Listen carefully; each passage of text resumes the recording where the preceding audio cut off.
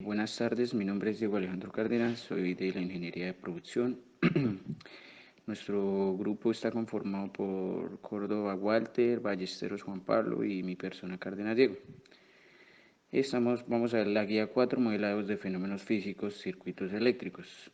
Entonces la actividad 2.1 corresponde que dice que abra el objeto titulado Kit de construcciones de circuitos de corriente alterna y corriente continua, laboratorio virtual, y utilizando una ampolleta, una batería, un condensador y cable, construya el circuito que se presenta en la figura. Entonces utilizamos el voltaje de la batería fue de 12 voltios, la resistencia en la ampolleta fue de 20 ohmios, la capacidad del condensador es de 0,1 faradios y lo que hicimos fue cambiar el voltaje a 96 voltios mientras se ejecuta la simulación. Entonces los circuitos con 12 y no, el circuito con 12 y 96 voltios en ejecución, ¿qué nos muestra? Entonces dice, describa lo que ocurre a la ampolleta, al cable y al condensador una vez se ha cambiado el voltaje de la batería de 12 voltios a 96 voltios. Entonces lo que observamos fue que el comportamiento en la ampolleta al cambiar el voltaje es que instantáneamente presenta iluminación, pero más sin embargo al cabo de unos segundos la intensidad lumínica disminuye hasta cero, es decir, se apaga. Y al cambiar el voltaje a 96 voltios, el cable presenta cambio en el sentido de flujo de corriente de negativo a positivo. Y al cambiar a 12 voltios, la corriente fluye de positivo a negativo y al igual que la ampolleta, al cabo de unos segundos el flujo se detiene. Y en el capacitor no observamos ningún cambio. Entonces, el circuito con 96 voltios en ejecución. La pregunta es, ¿cuál es el comportamiento de la carga y los componentes a lo largo del tiempo? Explique los resultados observados. Entonces, observamos que con el paso del tiempo, al cambiar los voltajes, el flujo de corriente decrece de manera que no puede alimentar la carga del circuito y se observa el cambio del sentido en el flujo de corriente en los diferentes componentes del circuito. Sin dejar de ejecutar la simulación, vuelva a bajar el voltaje de la batería a 12 voltios y qué ocurre con cada componente del circuito, explique. Entonces, nosotros que observamos, al cambiarlo a los 12 voltios, la corriente fluye de positivo a negativo y al igual que la ampolleta, al cabo de unos segundos el flujo se detiene. La ampolleta va perdiendo iluminación y el flujo de corriente va disminuyendo al cabo del tiempo.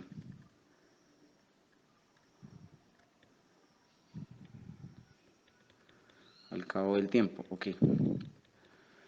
Actividad 2.3. Entonces, desarrolla el problema del circuito RC que se encuentra en la figura siguiente, asignándole un valor de B1, B2 y B1, R2, R3 y C1, C2 y C3, y teniendo en cuenta las siguientes restricciones. La primera, los voltajes deben estar entre 10 y 50 voltios. La segunda, la resistencia debe estar entre 20 y 100 ohmios.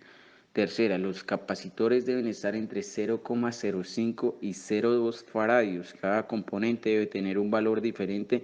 Por ejemplo, si el valor de R1 es igual a 20 ohmios, ni R2 ni R3 pueden ser de 20 ohmios, es decir, tienen que ser diferentes.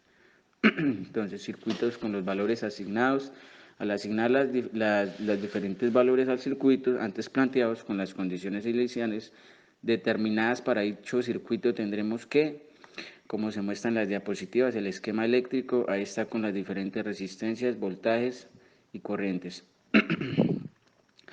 Muchas gracias, les acabo de hablar Diego Cárdenas. Buen día, quien les habla es Juan Pablo Ballesteros y les voy a explicar lo que sucede con el circuito en el momento 1.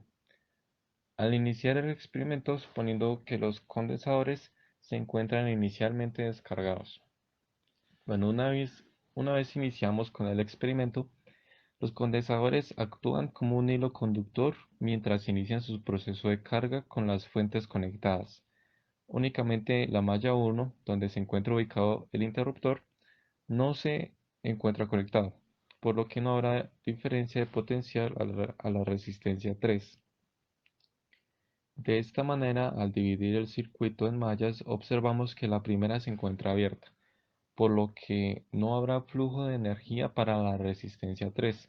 No obstante, en la resistencia 1 por encontrarse en un ramal compartido con la malla 2, la cual está cerrada, sí habrá un flujo de corriente.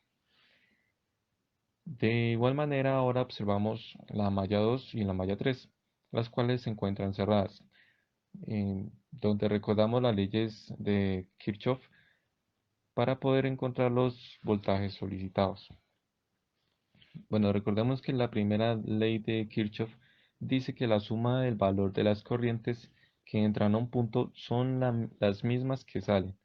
Y la segunda ley dice que la suma del valor de las fuentes de una malla cerrada es igual a la suma algebraica de las caídas de tensión en cada resistencia.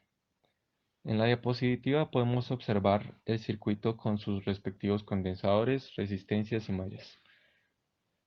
Podemos describir el circuito de la siguiente manera. El primer momento de inicio de la prueba, los condensadores se encuentran descargados. En ese primer instante, el flujo de corriente que emana de las fuentes da inicio a la carga de los mismos, lo que ocasiona que estos componentes se comporten como un hilo conductor sin consumo inicial, mientras carga las placas del elemento. De esta manera podemos determinar que los condensadores tienen el mismo voltaje en una o la otra terminal. Para nuestro caso, asumimos que la corriente 2 va en sentido horario de acuerdo al positivo de la fuente y la 3 va en sentido antihorario de acuerdo al positivo de la fuente en la malla 3. En la imagen observamos las direcciones de las corrientes. Posteriormente resolvemos las ecuaciones usando el método de sustitución y finalmente hallamos las corrientes y determinamos las caídas de voltaje de los elementos, teniendo en cuenta las leyes de Kirchhoff. Finalmente comprobamos los resultados con el simulador y vemos que como se analizó el circuito se encuentra abierto, luego no hay flujo de energía. Buenas tardes. Mi nombre es Walter Córdoba, estudiante de Ingeniería de Producción. A mí me correspondió el momento 2 y 3. Al tener el interruptor abierto y cuando la corriente eléctrica por los condensadores es aproximada a 0 amperios. De esta manera, al dividir el circuito en mallas, observamos que la primera se encuentra abierta, por lo que no habría flujo de energía para la R3. No obstante, en la R1, por encontrarse en un ramal compartido con la malla 2, lo cual está cerrada, se habría flujo de corriente entre el punto A y punto B. Para este escenario dejamos que el voltaje efectúe la carga completa de los condensadores tomando como base un tiempo de 60 segundos. De esta manera revisamos que el amperaje llegue a 0 amperios. Concluimos que una vez cargados los condensadores no hay flujo de energía en el circuito. Utilizamos entonces las ecuaciones concernientes para hallar los voltajes en los condensadores cargados. Utilizamos la siguiente ecuación para hallar la caída de tensión de los condensadores. B es igual a Q sobre C, donde Q es igual a C por E, 1 menos E sobre menos T sobre RC. Al igual tenemos en cuenta solo la malla 2 y 3, ya que el interruptor en la malla 1 continúa abierto. Al dejar que el voltaje fluya en un espacio de 60 segundos, los condensadores quedan cargados y el amperaje en el circuito queda en 0 amperios. Por lo que las resistencias de las mallas 1, 2 y 3 no tienen caída de tensión, es decir, es igual a 0. Utilizamos la siguiente ecuación para hallar la caída de tensión en los condensadores. B es igual a Q sobre S, donde Q es C por E por 1 menos C sobre menos T sobre RC, donde tenemos un tiempo de 60 segundos. Para el circuito 1 se tiene una carga al momento inicial, no obstante al continuar con la inyección de voltaje, por parte de las baterías. Esta se descarga por la caída de tensión de la resistencia de la malla. Entonces BS1 es igual a 0. De esta manera procedemos a hallar BS2, donde tenemos el tiempo de 60 segundos, C que es 0.1 faradios y E es igual a 20 voltios. R es igual a 30 ohmios más 10 ohmios por 0.1 faradios, que es igual a 4. Con esto podemos sustituir para sacar la fórmula donde Q es igual a 0.1 por 20 por 1 menos E, esto sobre menos 60 sobre 4, que esto nos da 1.99. Ahora procedemos a hallar el BS3, ubicado en la malla 3. Esto teniendo en cuenta que el voltaje de la fuente es 1, es decir, 30 voltios, y el voltaje de la fuente 2 es de 20 voltios.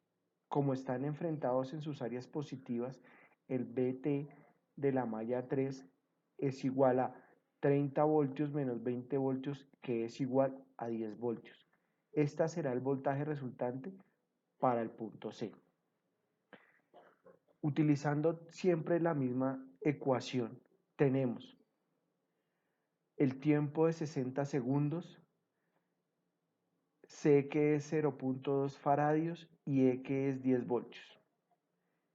Y decimos que RC es igual a 10 ohmios por 0.2 faradios, que es igual a 2. Sustituyendo, Q es igual a 0.2 por 10 por 1 menos E, esto elevado a menos 60 sobre 2, donde el resultado es 2. Para hallar la BC3 tenemos que es igual a 2 sobre 0.2, que esto nos da 10 voltios. Finalmente efectuamos la simulación y constatamos los voltajes encontrados. BC1 es igual a 0 voltios, BS2 19.99 voltios, BC3 10 voltios.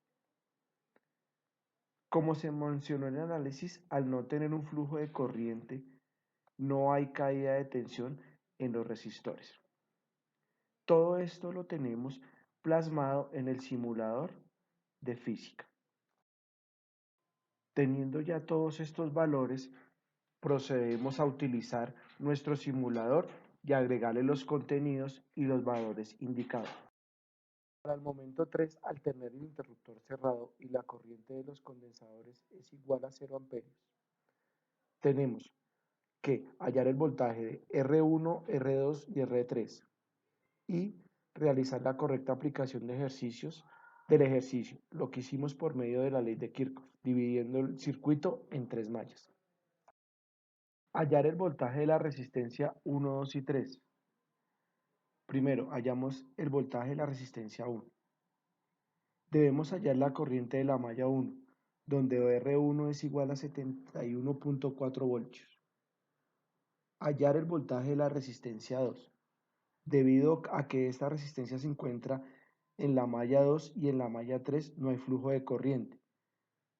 Entonces, como resultado, R2 sería igual a 0 voltios. Para hallar el voltaje de la resistencia 3, tenemos que nos da 28.5 voltios. Todo esto fue sacado del simulador de física. Voltaje del capacitor 1, 2 y 3. Hallamos el voltaje del capacitor 1. Para esto primero debemos hallar la capacidad equivalente de la malla 2, donde C1 es igual a 50.933 voltios. Hallamos la diferencia de potencia para hallar Q, donde Q es igual a B por C. Q es igual a 30 voltios por 0.0519 ohmios, que esto equivale a 1.556.